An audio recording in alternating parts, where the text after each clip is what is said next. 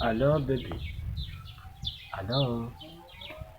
Ariko kubera iki nsigaye nguhamagara ntunyitabe, habaye iki? Ariko ndakwinginze basi ntunkupe, ndabizi neza yuko gahunda wari ufite n'ubundi wahita unkupa, ariko ndakwinginze ni ukuri my dear, mbabarira ntunkupe basi mbanze nkubwire imvamutima zanjye.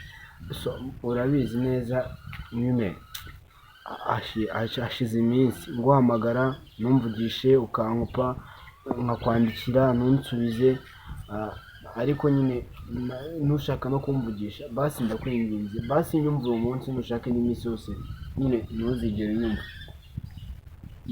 Basi ni iminota itatu basi tuvugane, wimbwira ngo ufite ngo ikintu ugiye gukora, ndabizi ko n'ubundi uhorana akazi, kandi ni ukuri nyine uri na munyakazi, ni ukuri ndabizi baby.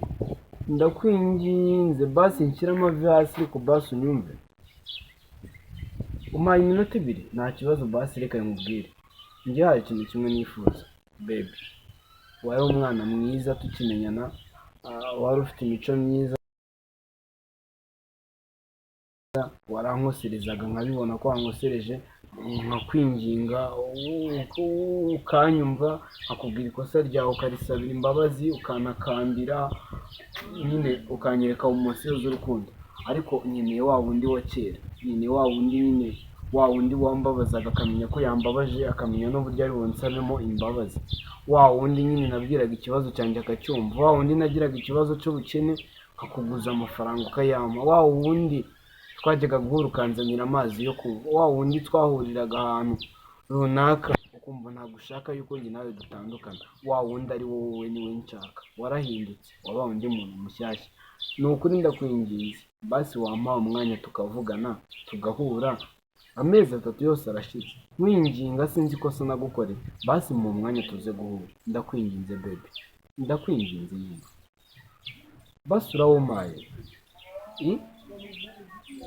Basi urawumpaye, basi urakoze, Imana iguhe umugisha. Nizere ko ubwo ngubwo basi uwo munsi waza, basi nushaka umunota umwe duhure byonyine, basi ndakwinginze. Urakoze, Imana iguhe basi n'umugisha.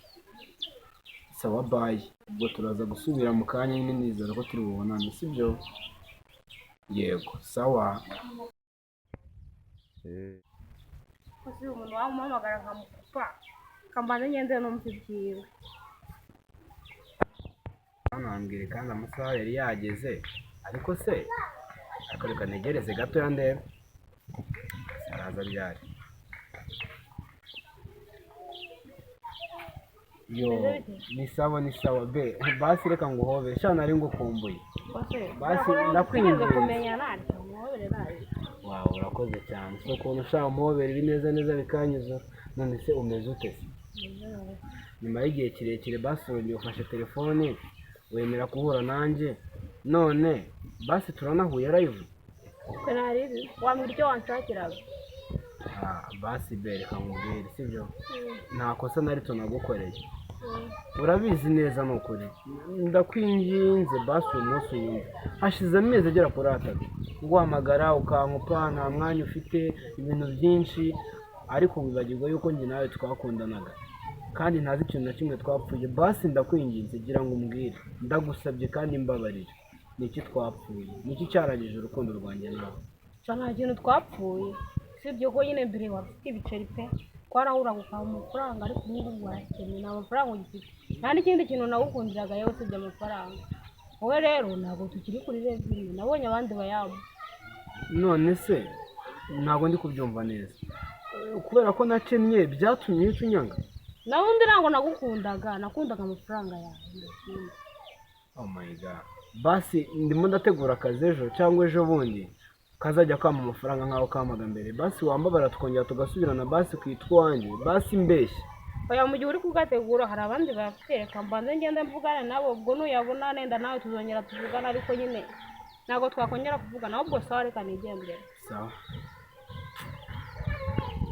Ariko man, abakobwa b'iyi minsi nuko basigaye bameze, agahinda karenda kuntobora umutima kubera umwana w'umukobwa.